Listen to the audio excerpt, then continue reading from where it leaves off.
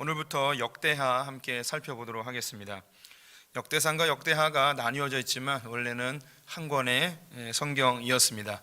원래 두루마리로 이제 한 권이었는데 이 두루마리 히브리 성경을 헬라어로 번역하는 과정에서 이 분량이 많아져서 두 개의 두루마리로 만들어져 역대상과 역대하로 나뉘어지게 되었습니다.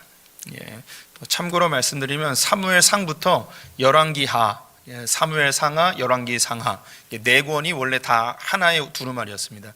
이것도 번역하면서 네 개로 갈려지게 된 것이죠. 그러면 역대하는 역대상의 연결선상이니까요. 지난 시간 계속 보셨던 분들 더 이해가 쉬우시라고 보는데요. 오늘 또 처음 오신 분들 또 주의해서 보시면서 또 은혜로운 시간 되었으면 좋겠습니다. 통일왕국 세 번째 주제로 넘어가게 됩니다. 왕 위에 오른 솔로몬. 서론 제가 읽습니다. 이제 역대하로 넘어가 보겠습니다. 역대기는 나라를 이룬 유대인들에게 다윗 언약과 성전 언약을 상기시켜 이스라엘의 회복과 하나님이 하실 일을 기대하게 합니다. 역대상은 아담부터 시작된 하나님의 놀라운 계획이 다윗 언약을 통해 구체화되었음을 보여줍니다. 역대하는 다윗의 죽음 이후 성전을 완성한 솔로몬부터 시작하여 바벨론에 의해 성전이 파괴되는 시드기야 왕까지의 남유다의 왕들의 이야기를 다루고 있습니다. 역대기의 마지막은 페르시아 왕 고레스에 의해 유다 백성들이 예루살렘으로 돌아와 예루살렘 성전을 다시 건축할 수 있게 되었다는 것으로 마무리가 됩니다. 역대기는 다윗의 후손 솔로몬이 지은 성전은 무너졌지만 다윗의 후손으로 오실 그리스도가 세울 성전은 영원할 것임을 기대하게 합니다. 이제 성전을 건축한 솔로몬을 살펴보도록 하겠습니다. 역대상은 다윗 언약을 다루고 있습니다. 다윗 언약이라 하면 다윗의 후손 중에 성전을 지을 자가 나올 것이고 이 성전을 짓는 자가 그 다윗의 왕조가 영원하게 되어질 것을 약속하는 것이 이 다윗 언약입니다. 역대하는 솔로몬이 성전을 짓는 것부터 시드기야 때 바벨론에 의해서 성전이 무너져 내리는 것까지 기록하고 있습니다. 그리고 시대적으로 점프를 해서 고레스 왕이 이스라엘 백성들을 돌아가게 하고 이제 성전을 지을 수 있는 상황으로 마무리가 되는 거죠. 그래서 이 뒤에 나오는 에스라, 느헤미야 여기서 이제 성전을 다시 짓게 되어집니다. 그래서 이 역대하의 핵심 주제는 성전 언약입니다. 성전에 관련된 이야기 이제 시작해 보도록 하겠습니다. 솔로몬의 기사가 열왕기서에는 많이 있지만 다 빼고 성전 건축과 관련된 것만 집중적으로 다루고 있습니다.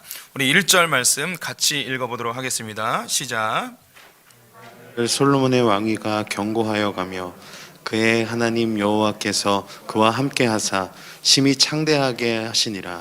1번입니다. 다윗의 뒤를 이어 통일 이스라엘의 왕위에 오른 사람은 누구인가요? 솔로몬입니다. 반응해 주셔서 감사합니다. 왕위에 오른 솔로몬.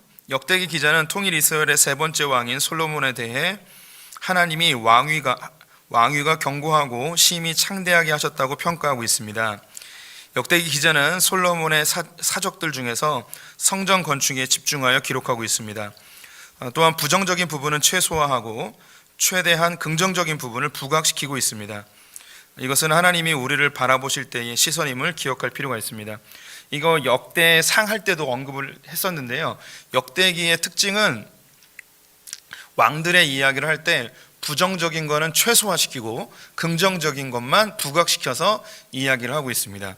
이 역대기를 처음 읽는 사람들이 포로기 때에 지중해 연안에 흩어진 이스라엘 백성들, 그리고 돌아왔는데 나라가 쫄딱 망해 있고 다 폐허가 되어 있는 상황에 놓여 있었던 사람들이 이 성경을 읽고 있는 거예요. 그래서 이 역대기를 읽으면서 그들은 소망과 희망을 갖기를 바라는 이 역대기 기자의 마음이 담겨져 있습니다. 그런데 이것은 역대기의 이야기만이 아니라 요한계시록을 가게 되면 두 개의 책이 있죠. 우리의 삶이 기록되어 있는 책과 그리고 생명책이 있습니다. 그런데 이 생명책에 기록된 자들이 하나님 나라에 들어가게 되는 거죠. 그런데 우리가 지금까지 살아왔던 것 중에 죄악과 허물과 얼마나 수치스러운 일이 많이 있겠습니까? 그 다 기록되어 있지만, 근데 이거는 주님께서 덮어버리시고 생명책에 내 이름이 있는가 없는가 이것만 주의하시는 것이죠. 우리 성도님들이 하나님 앞에서 평가받을 때 우리의 연약함과 부족함, 우리의 허물들 여기에 너무 집중하지 마십시오. 그것은 하나님의 관점에는 전혀 눈에 띄는 게 아닙니다. 하나님이 우리를 보실 때는 우리가 그분의 자녀이고 예수 그리스도의 보혈로 정결케 되고 주님의 세마포를 입은 그 모습 자체를 너무너무 좋아하시는 거죠. 기름 부어서 세운 나의 제사장이며 왕이며 선지자인 그 모습에 집중하는 거예요. 역대기서가 그렇습니다.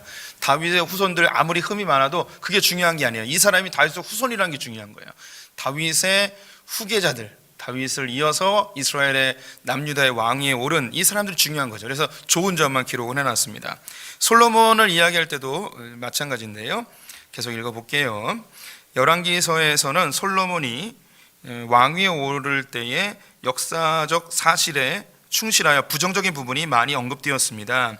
아도니아가 왕위를 찬탈하려 했던 시도, 다윗의 사주를 받고 요압과 시므이를 제거한 일, 애굽 왕 바로와 더불어 혼인관계를 맺은 일, 성전을 건축하지 않고 산당에서 제사를 드린 것 등의 사건이 열왕기서에서는 기록이 되어 있죠. 솔로몬의 부정적인 부분입니다. 근데 역대기에서는 이게 다 빠졌어요. 솔로몬은 왕위에 오른 후 불안정한 지위를 견고히 하기 위해 정치적 반대 세력들을 숙청하는 작업을 하였고, 외교적으로 안정적 지위를 얻기 위해 바로와 혼인관계를 맺었습니다. 또한 제사를 통해 하나님의 도우심을 얻고자 산당에서 열심히 제사를 지내는 모습을 보여주었습니다. 이게 열왕기서에 있는 거예요. 그런데 솔로몬 왕위에 오른 지 얼마 되지 않아 탁월한 통치력과 국정 장악력을 발휘하게 되었습니다.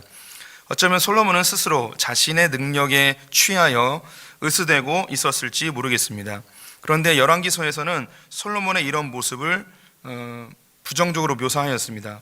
그럼에도 나라가 견고해질 수 있었던 것은 역대기에서 보여주듯이 하나님 여호와께서 그와 함께 하셨기 때문이었다라고 되어 있습니다. 하나님이 함께 하신 이유는 다윗과 맺은 언약 때문이었습니다. 안타깝게도 솔로몬은 훗날 교만하여 하나님과 멀어지게 되었습니다. 제가 거기 1절 말씀 제가 다시 읽어볼게요. 잘 보십시오. 다윗의 아들 솔로몬의 왕위가 견고하여 가며 그의 하나님 여호와께서 그와 함께하사 심히 창대하게 하시니라. 솔로몬을 심히 창대하게 하신 분은 하나님이신 것이죠. 그런데 열왕기서에서는 자신들의 솔로몬에게 반대하는 세력들을 정치적으로 숙청했습니다. 그리고 외교적으로 견고히 하기 위해서 애굽과 혼인관계를 맺었죠. 그리고 종교적인 것을 이용하여서, 즉 하나님을 이용해서 자기가 복을 받고자 열심히 기브온 산당에서 제사 지내는 모습을 보입니다. 우리가 할 수 있는 최선의 방법들이 다 동원된 거죠. 반대하는 세력 숙청하고 전략적으로 애굽의 공주와 결혼하고, 그리고 하나님 앞에서도 일천번제를 드리며 하나님께 어떻게든 잘 보이려고 하는 그 모습. 그래서 이 자기의 나라가 평안해지고 부유해졌을 때 솔로몬이 자연스럽게 갖게 될 수 있는 마음은, 내가 저 대적하는 자들을 숙청했고 외교적으로 내가 탁월한 선택을 했고 하나님께도 내가 열심히 제사를 지냈기 때문에 내 이 나라가 이렇게 견고해진 거야. 자연스럽게 교만해질 수 있는 마음이 들 수 있습니다. 그런데 이 역대기 기자는 솔로몬의 어떠한 이 정치적 혹은 종교적, 외교적 노력을 다 빼버리고 이 솔로몬이 견고한 나라를 세울 수 있었던 이유는 하나님이 함께 하셨기 때문이라는 거죠. 여기서 이제 그 질문을 하셔야 되는 거예요. 왜 하나님께서는 솔로몬과 함께 하셨는가? 열왕기서에서는 이 솔로몬의 초기 그 직위한 지 4년 동안 엄청난 실수들을 많이 했는데 그럼에도 불구하고 하나님께서 함께 하셨습니다. 우리가 이 종교적인 관점으로 보면 이 솔로몬이 하나님께 열심히 기도했기 때문에, 하나님께 지혜를 구했기 때문에, 일천번제를 드렸기 때문에 이런 것에 집중할 수 있어요. 그런데 아니에요. 그게 아니에요. 성경은 그렇게 보면 안 되는 거죠. 하나님이 솔로몬과 함께 하셨던 이유는 뭐냐면 다윗의 언약 때문이었어요. 하나님께서 다윗에게 약속했거든요. 너의 후손으로 성전을 짓게 할 것이고 그 후손은 바로 솔로몬이다. 내가 그와 함께 할 것이고 그의 나라를 견고히 할 것이다. 다윗과 맺었던 그 언약 때문에 하나님이 솔로몬에게 함께 하셨어요. 그래서 창대해진 것이죠. 우리 성도님들은 주님 안에 있으면 우리는 창대해집니다. 그것은 하나님께서 우리에게 약속하신 바예요. 그럼 우리 성도님들의 삶에 문제가 없어지고 자녀가 잘 되고 부유해지고 내가 소망하는 일들이 이루어지고 막 이런 일들이 일어나면 우리 성도님들은 너무나 자연스럽게 어떤 생각을 갖게 되냐면 내가 주님께 헌신했고 내가 주님께 기도했고 내가 열심히 노력했고 공부를 많이 했고 잠 안 자고 수고했고 이렇게 했기 때문에 주님이 내게 이런 창대함, 이런 부흥, 이런 잘됨, 이런 성공을 내게 주신 거야 라고 생각을 하는 사람이 여긴 없고 다른 데는 있어요. 제가 녹물 섞었지만 우리 다 그래요. 모두가 다 여기서 벗어나기가 어려워요. 그래서 주님이 우리에게 말씀하시는 것은 우리가 나름대로 뭔가 열심히 하고 공부도 하고 주님께 예배도 드리고 그랬는데 솔로몬이 한 그 모든 것이 다 잘못됐다는 거예요. 정치적으로 자기를 반대하는 사람을 숙청했고 외교적으로 정략적 결혼을 하고 열심히 예배 드렸는데 성경은 뭐라 이야기하냐면 열왕기서에서 다 잘못됐다는 거예요. 이거 다 잘못됐다는 거죠. 사실 우리가 하나님께 뭘 열심히 하고 내 삶에 뭔가 열심히 한다는 게 잘하는 것 같지만 돌이켜보면 잘 못하는 경우가 더 많아요. 내 열심히 누군가에게 상처를 줄 때도 있고요, 누군가를 죽이는 거일 수도 있고 누군가를 짓밟는 걸 수도 있습니다. 그거는 아주 쉬워요. 내가 어디 시험에 합격했어요. 그럼 무슨 뜻이겠습니까? 누군가를 짓밟고 올라온 거예요. 누군가를 떨어뜨리고 올라온 거란 말이죠. 신학교 1학년 때 학교에서 시험을 봤는데 우리 반에 기숙사에 6명이 있었어요. 근데 그 중에서 몇 명은 붙고 몇 명이 떨어졌어요. 근데 이 붙은 전도사님이 뭐라고 이야기하냐면 나 열심히 안 했는데 주님의 은혜로 붙었어 라고 한 거예요. 죽여버리고 싶었어요. 왜 그랬을까요? 그 사람은 은혜를 받은 거고 나는 떨어졌었거든요. 그럼 나는 뭐가 됐냐면 은혜를 못 받은 사람이 돼버리는 거예요. 제가 죽여버리고 싶다고 하는 건 농담이고요. 제가 어떻게 이런 거룩한 김창현 목사 그렇게 죽이고 막 그러겠습니까? 그냥 그렇다는 기분이 나빴다는 거죠. 사실 우리가 뭔가 열심히 한다는 게 다른 누군가에게는 큰 상처가 될 수도 있고 나와 반대편에 있는 사람들을 짓밟고 올라오는 걸 수도 있어요. 그래서 늘 겸손할 필요가 있죠.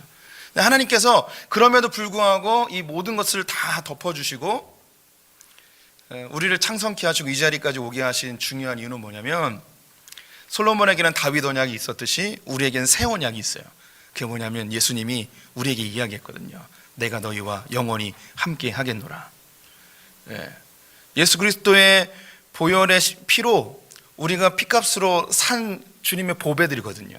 그래서 나의 어떠한 행위에 근거하지 않고 주님은 예수 그리스도의 그 언약으로 인해서 새 언약으로 인해서 하나님이 우리와 함께 하시는 그 복을 누리고 있습니다. 우리가 여기서 이제 교만해지면 안 되는 거예요. 늘 겸손하게. 그래서 주님께서 나와 함께 하심으로 이 자리까지 왔다는 걸. 근데 솔로몬은 하나님이 함께 하셨다는 것을 간과하게 되었습니다. 그래서 결국 하나님과 멀어지게 되죠. 2절부터 6절까지 우리 교독해 보도록 하겠습니다. 우리 성도님들 먼저 읽어주세요. 시작. 천부장들과 백부장들과 재판관들과 온 이스라엘의 방백들과 족장들에게 명령하여 솔로몬이 온 회중과 함께 기브온 산당으로 갔으니 하나님의 회막 곧 여호와의 종 모세가 광야에서 지은 것이 거기에 있음이라. 다윗이 전에 예루살렘에서 하나님의 궤를 위하여 장막을 쳐 두었으므로 그 궤는 다윗이 이미 기란 여야림에서부터 그것을 위하여 준비한 곳으로 메어 올렸고 옛적에 훌의 손자 우리의 아들 부살렐이 지은 놋제단은 여호와의 장막 앞에 있더라. 솔로몬이 회중과 더불어 나가서 여호와 앞 곧 회막 앞에 있는 놋제단에 솔로몬이 이르러 그 위에 1000마리 희생으로 번제를 드렸더라. 2번입니다. 솔로몬은 어디에서 제사를 드렸나요? 기브온 산당에서 제사를 드렸습니다. 밑에 지도 보시면 기브온이 아이성 옆에 예루살렘 위에 있는 것을 볼 수 있습니다. 기브온에서 예배를 드린 솔로몬. 역대기 기자는 솔로몬이 기브온 산당에서 1000번제를 드린 장면을 소개하고 있습니다. 이것은 후반부에 나오는 지혜와 지식을 구하는 장면으로 넘어가기 위한 설명 부분입니다. 이 부분은 열왕기서의 부분과 비교하여 볼 필요가 있는데요. 열왕기 3장 2절에서 4절 우리 성도님들 한번 읽어주십시오. 시작.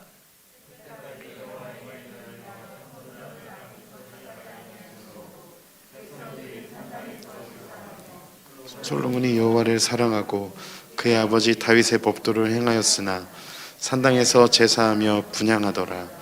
이에 왕이 제사하러 기브온으로 가니 거기는 산당이 큼이라. 솔로몬이 그 제단에 1천 번제를 드렸더니. 열왕기서는 역사적 기록을 그대로 하고 있습니다. 그래서 솔로몬이 기브온 산당에서 예배 드리는 모습을 열왕기서에서는 부정적으로 이야기하고 있어요. 다시 그 성경 구절을 보시면 두 번째 줄에 솔로몬이 여호와를 사랑하고 그의 아버지 다윗의 법도를 행하였으나, 하나님도 사랑하고 다윗의 법도도 잘 지키고 있었는데 이 형님이 산당에서 제사를 지내고 분향을 하고 있었습니다. 왜 거기서 분향을 했는가? 뒤에 보니 왕이 제사하러 기브온을 가니 거기는 산당이 큼이라. 여기에 산당이 아주 큰 게 있어서 여기 가서 예배를 드리면 하나님이 잘 들어줄 거라는 생각을 하고 있었던 거예요. 그것도 1,000번제로. 우리 성도님들은 1,000번제가 양을 1,000번 드리는 게 아님을 알고 계시죠? 한꺼번에 1,000마리를 드리는 거예요. 그래서 한국교회 1,000번제라는 전통이 있는데 그건 하나님 앞에 순전한 마음이긴 한데 성경적으로 맞진 않아요. 한 번에 1,000마리를 드리는 거죠.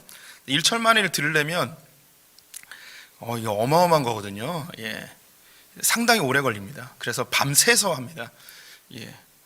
우리 성도님들이 이 양을 태우는 거를 보신 적이 없죠. 제가 이거 할 때 열왕기서 할 때 설명한 거 있어요. 기억나실지 모르겠는데 저희 집이 공동묘지 옆이었어요. 이제 기억나시는 분들이 있는데 산소를 돈을 주고 사야 돼요. 그런데 돈이 없는 사람은 산소를 못 사요. 그러면 이걸 어떻게 하냐면 시체를 태워요. 몰래 태워요. 그러면 그 냄새가 마을에 정말 미칠 것 같아요.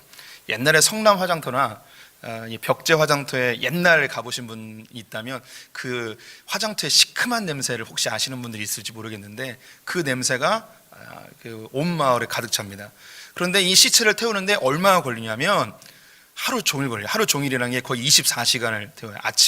아침에 와서 태우면 밤 12시까지 계속 태워야 돼요. 그 중간에 끌 수도 없어요. 끄면 이 사람 시체가 타다가 말잖아요. 그러면 동네 사람들이 이걸 멈추지 못해요. 그냥 태우게 놔둬요. 처음에 못 태우게 감시는 해도 태우면 그냥 놔둬야 되는 거예요. 그러니까 시체 하나를 태우는데 그렇게 막 엄청 걸리는 거죠. 1,000마리를 드린다는 거 시간이 엄청 걸리는 겁니다. 우리 성도님들은 이런 목사를 그 담임 목사로 두고 있다는 걸 감사하셔야 돼요. 어떻게 사람 화장하는 걸 직접 옆에서 보는 그런 목사를 만나볼 수 있겠습니까? 제가 생각해도 참 재밌죠. 저희 동네 이름이 수용소라는 거 기억나시나요? 수용소예요. 포로 수용소. 저희 동네가 원래 포로 수용소였어요. 그래서 저희 집이 있었던 그 산이 공동묘지였어요. 포로 수용소에서 죽은 사람들을 그 산에다 묻은 거예요. 거기에 싼 땅을 아버지가 사셔서 거기서 집 짓고 살았어요. 저희 집 별명은 도깨비집. 아무도 놀러 오지 않는. 그래서 제가 이렇게 성격이 이 모양이에요. 대인관계가 별로 안 좋아요. 이렇게 부정적으로 이야기했습니다. 계속 설명 읽어볼게요. 열왕기서에서는 솔로몬이 기브온 산당에서 제사를 드린 것을 부정적으로 묘사하고 있습니다. 솔로몬이 여호와를 사랑하고 다윗의 법도를 행하긴 하였지만 산당에서 제사하며 분향하였다고 합니다. 왜 솔로몬이 기브온에 가서 제사를 지냈을까요? 열왕기서는 기브온 산당이 크기 때문이라고 기록하고 있습니다. 큰 산당에서 예배드리면 하나님이 잘 들어줄 거라는 생각을 갖고 있었던 거죠. 이게 역사적 사실이에요. 그런데 역대기에 와서는 이걸 확 바꿔버려요. 역대기 기자가 분명히 잘못했는데 그 가운데 겨자씨 같은 믿음이 있었어요. 이 믿음을 보고 이 믿음만 부각시킵니다. 이걸 보셔야 되는 거예요. 역사적 사실은 거기가 큰 산당이어서 여기서 예배드리면 하나님이 잘 들어줄 것처럼 생각해서 가서 예배를 드렸는데 그 마음속에 그래도 누굴 찾아간 겁니까? 주님을 찾아간 거잖아요. 그래도 주님을 찾아간 거란 말이에요. 그거 정말 겨자씨 같은 거, 요거를 역대기에선 딱 끄집어서 요거만 확 부각을 시킵니다. 뒤에 가서요. 하지만 역대기는 솔로몬이 기브온 산당에서 제사를 지낸 것에 대해 부득이하게 어쩔 수 없이 선택한 것이라고 설명을 제시하고 있습니다. 첫 번째는 모세가 광야에서 지은 하나님의 회막 성막이 기브온에 있었기 때문에, 둘째, 광야 시절 부사렐이 지은 놋제단 번제단이 여호와의 장막 성막 앞에 있었기 때문에, 3번, 솔로몬은 회중과 더불어 여호와 회막 성막 앞 놋제단을 찾아 나온 것. 이 기브온에 성막도 있었고 번제단도 있었어요. 근데 여기서 예배드린 건 아니에요. 기브온 산당에서 예배를 드렸는데, 그런데 여기서 솔로몬이 기브온 산당을 선택한 이유, 성막에서 예배한 거 아니에요. 산당에서 예배를 드렸는데 왜 여기를 선택했는가? 역대기에서는 제일 큰 산당이었기 때문에 여기에 선택했다고 했어요. 그런데 거기에 뭐가 있었냐면 보잘것없었지만 성막도 있었고 번제단도 거기 있었던 거예요. 그래서 솔로몬이 여기 성막도 있고 번제단도 있으니까 여기 하나님이 계시겠지 라는 그 자그마한 믿음 가지고 거기를 간 거예요. 그리고 제일 중요한 거, 세 번째, 솔로몬이 회중과 더불어 여호와의 회막 앞 놋제단을 찾아 나온 것. 다른 데 안 가고 뭔가 소원이 있고 기도의 제목이 있고 하나님께 예배를 드려야 되긴 하는데, 자기의 소원을 이루기 위해서 예배를 드리고 하나님 이용하려 했지만 그래도 다른 데 찾아가지 않고 하나님께 나온 것, 이거를 역대기에서는 엄청나게 크게 보여주고 있는 거예요. 그래서 우리 성도님들이 교회 올 때, 주일날 올 때, 제가 우리 성도님들이 이렇게 눈치채는지 모르겠는데, 저는 설교할 때 한 번도 성도님들을 혼낸 적이 없어요.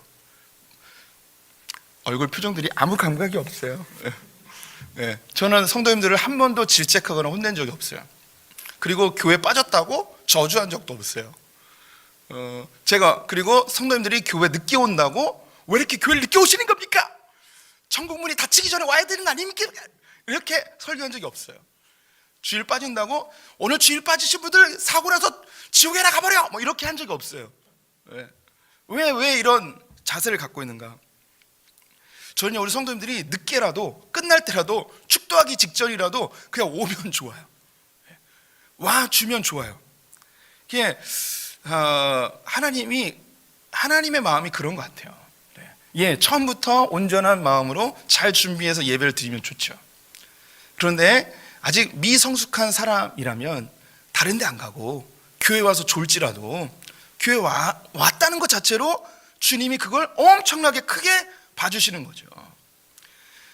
오히려 정말 이른 아침부터 정결하게 예배를 준비해서 드리는 그 분이 그 마음속에 늦게 온 사람, 옆에 앉은 사람에 대해서 예배도 늦게 오고 정말 뭐 하자는 거야, 집사가 돼가지고 말이야, 미리 와야지, 이렇게 정지하는 마음으로 예배를 드린 사람과, 주님 늦어서 죄송합니다, 오늘도 늦게 왔네요, 오늘도 늦잠 잤습니다, 주님 나 같은 죄인을 용서해 주십시오 라고 그 자리에 앉은 사람 중에 주님은 누구의 예배를 받아주실까요? 대답하지 마세요. 둘 다 받아주십니다.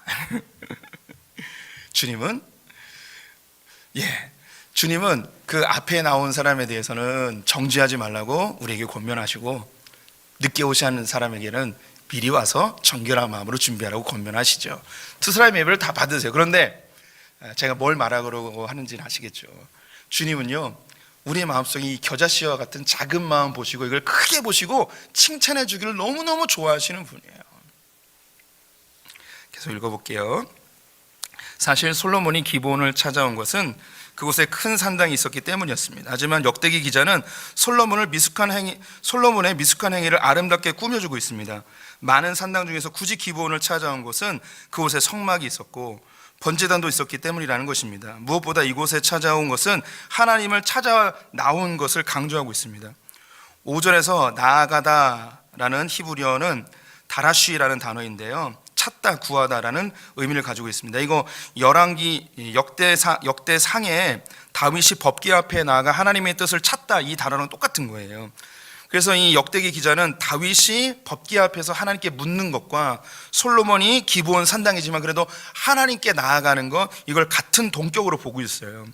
그래서 이 자그마한 겨자씨 같은 믿음을 아주 높게 평가하고 있는 거죠.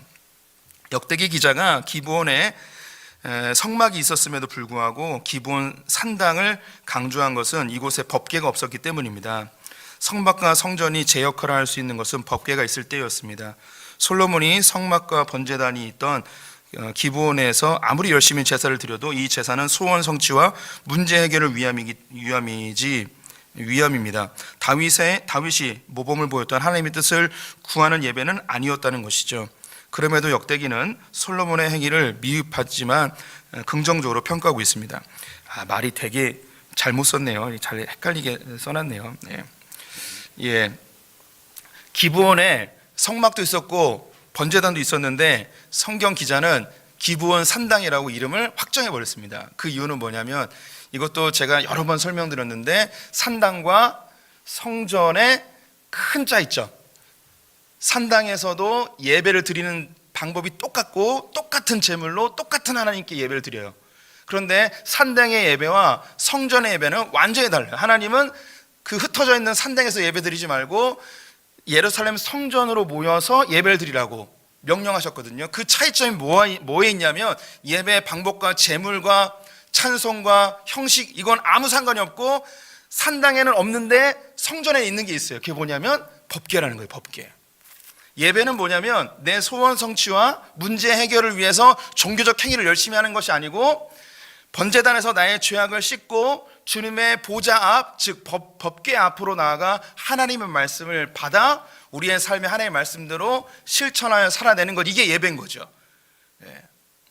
그래서 이 산당의 예배는 법궤가 없는 예배예요. 그래서 여기에 성막도 있었고 번제단이 있었지만 여기를 기브온이, 성막이 있었던 기브온이라고 표현하지 않고 그냥 기브온 산당이라고 확정해서 써버린 거예요. 왜냐? 법궤가 없었기 때문에. 그래서 4절 말씀에 법궤는 그럼 어디 있었는가?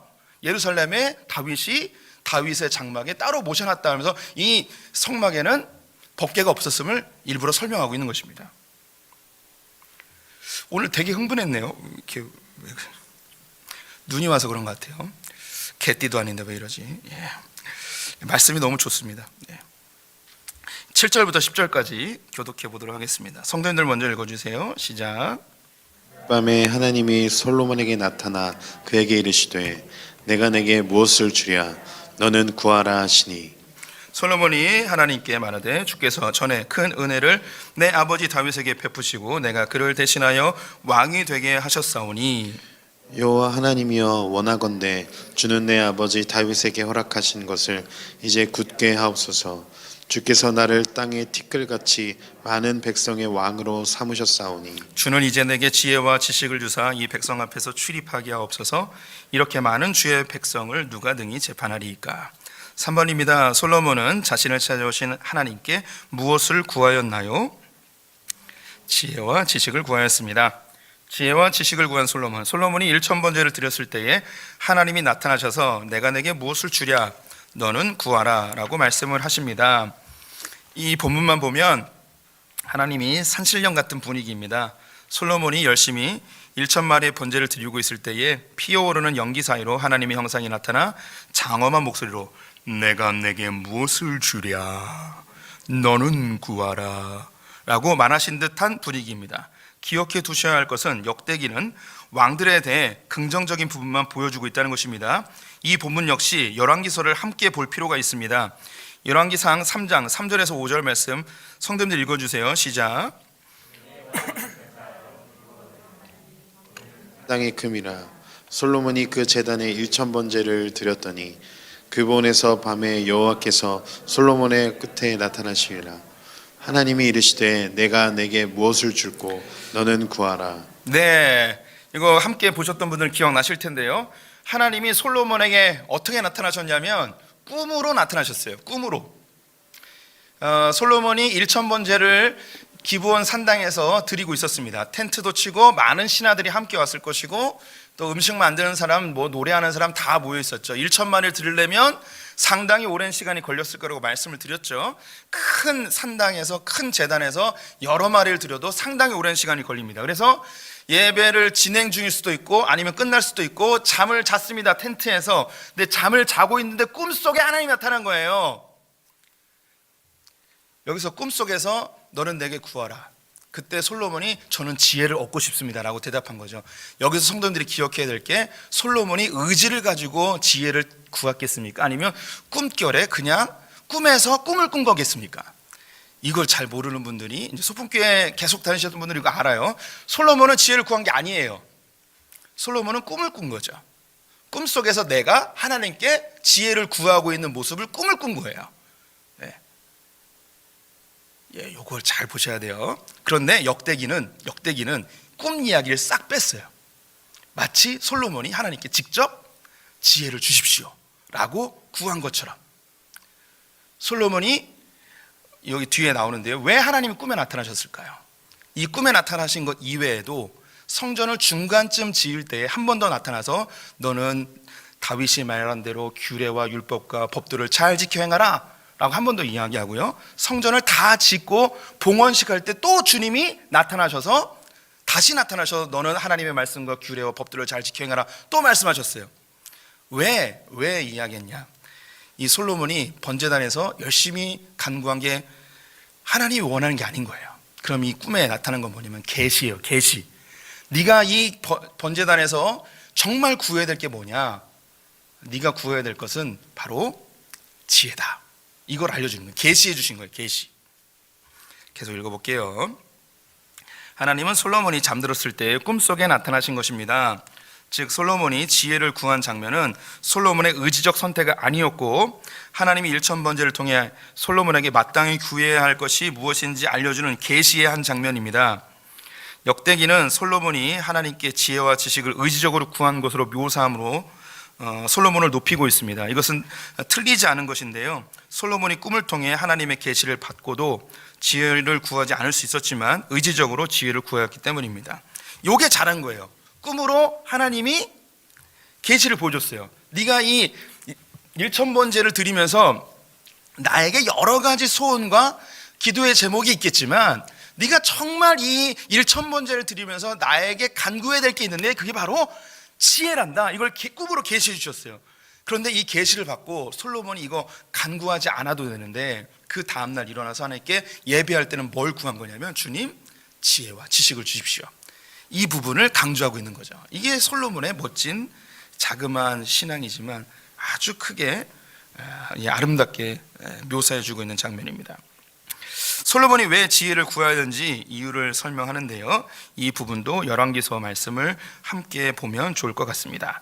열왕기서 3장 7절에서 9절 우리 성도님들 한번 읽어주십시오. 시작.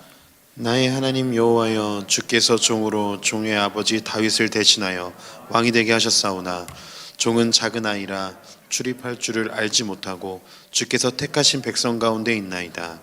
그들은 큰 백성이라 수요가 많아서 셀 수도 없고 기록할 수도 없사오니 누가 주의 이 많은 백성을 재판할 수 있사오리이까? 듣는 마음을 종에게 주사 주의 백성을 재판하여 선악을 분별하게 하옵소서. 솔로몬은 훌륭한 아버지에 대한 부담감, 젊은 나이에 왕위에 오른 부담감, 통치, 재판에 대한 부담감이 있었습니다. 이런 부담감이 기드온 산당까지 와서 일천번제를 드리게 하였을 것입니다. 역대기에서는 작은 아이 부분을 기록하지 않고 있습니다. 이건 역시 솔로몬을 높이는 장치입니다. 역대기에서는 우리 아버지 다윗을 대신해서 내가 왕이 됐으니 그리고 많은 백성들을 내가 재판해야 되니 지혜를 주십시오, 이렇게 두 가지만 얘기해요.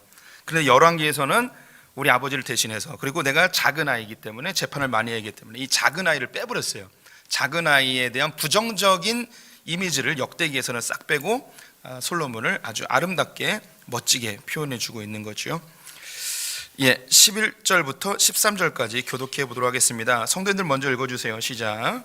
하나님이 솔로몬에게 이르시되 이런 마음이 내게 있어서 부나 재물이나 영광이나 원수의 생명 멸하기를 구하지 아니하며 장수도 구하지 아니하고 오직 내가 내게 다스리게 한 내 백성을 재판하기 위하여 지혜와 지식을 구하였으니 그러므로 내가 내게 지혜와 지식을 주고 부와 재물과 영광도 주리니 내 전의 왕들도 이런 일이 없었거니와 내 후에도 이런 일이 없으리라 하시니라.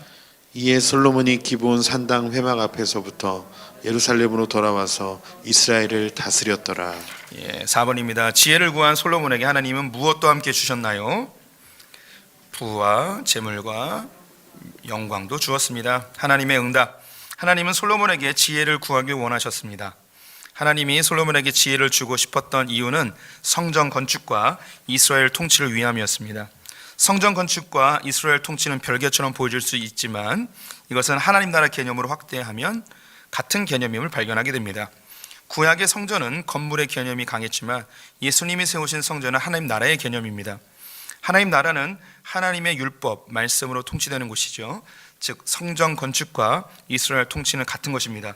성전 건축은 법궤를 두는 곳으로 법궤 앞에 나아가 하나님의 말씀을 듣고 뜻을 구하여 이스라엘을 하나님의 질서대로 통치해야 하는 것이죠. 우리는 모두 솔로몬과 같이 하나님의 나라, 성전을 세우도록 부름을 받은 자들입니다.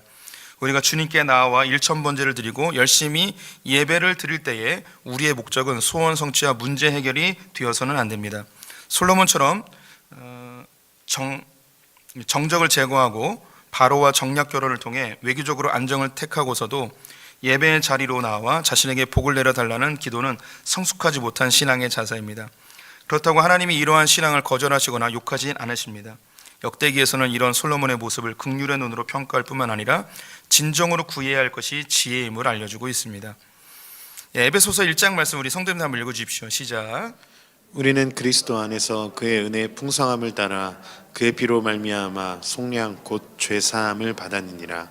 이는 그가 모든 지혜와 총명을 우리에게 넘치게 하사 그 뜻의 비밀을 우리에게 알리신 것이요 그의 기뻐하심을 따라 그리스도 안에서 때가 찬 경륜을 위하여 예정하신 것이니 하늘에 있는 것이나 땅에 있는 것이 다 그리스도 안에서 통일되게 하려 하심이라.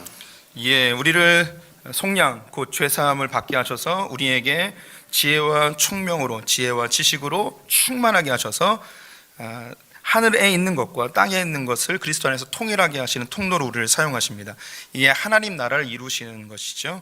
그래서 솔로몬에게 지혜와 지식을 구하라 그리고 주신 것처럼 우리에게도 지혜의 영, 총명과 지혜를 우리에게 구하라십니다. 그 목적은 성전을 건축하고 하나님의 나라를 통치하기 위함입니다.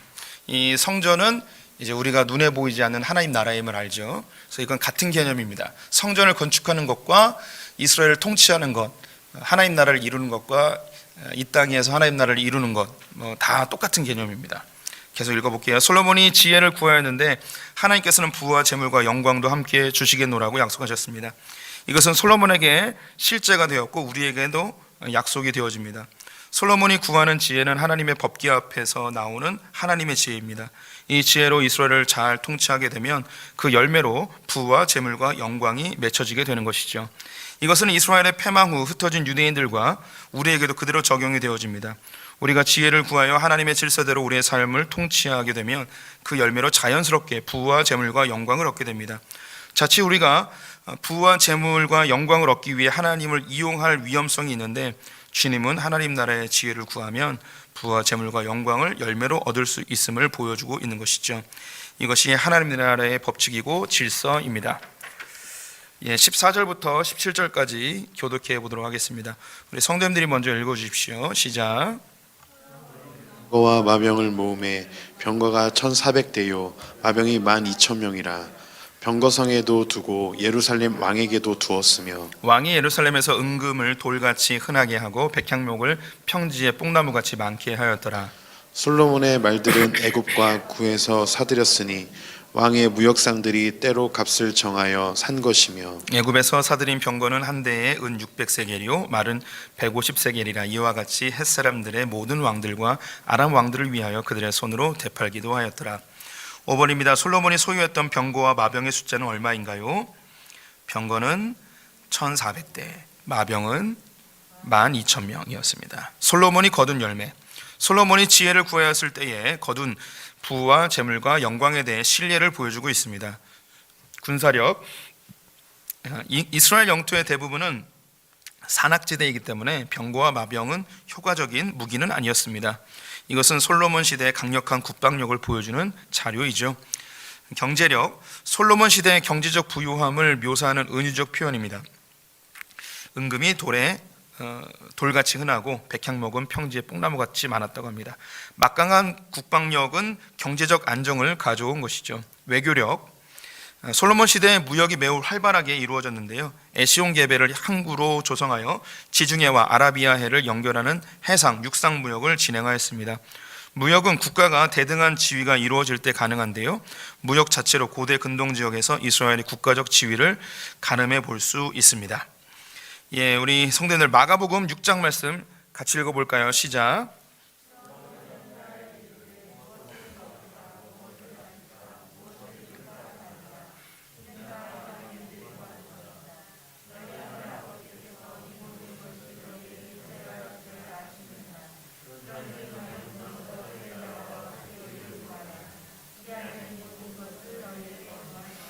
아멘. 네. 솔로몬은 젊은 나이에 왕위에 오르게 되었습니다.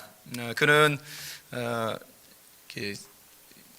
정식 왕비에서 태어난 아들이 아니었기 때문에 정치적 입지가 매우 좁았습니다.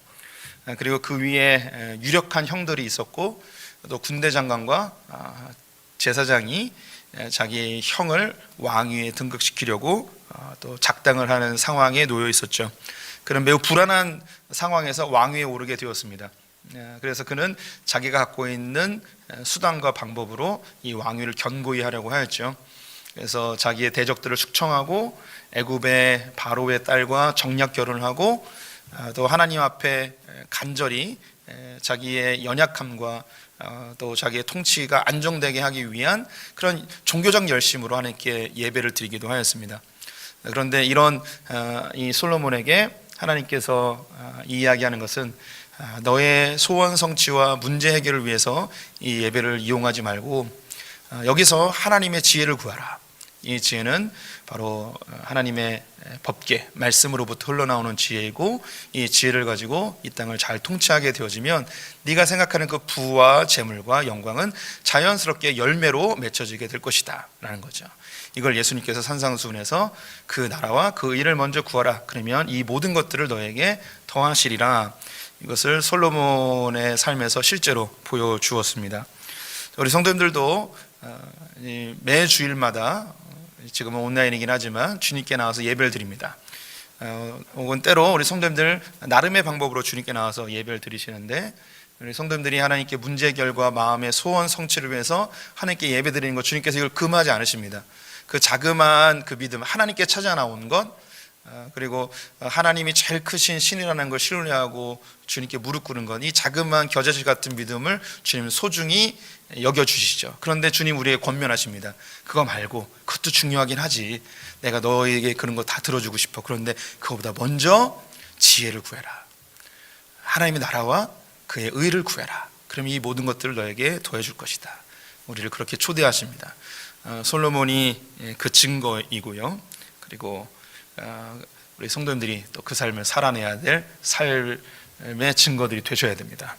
우리 주님께 오늘 예배 마치면 주의 나라와 의를 구하며 또 하나님의 지혜를 구하는 분들 되시기를 축원드립니다. 기도하겠습니다.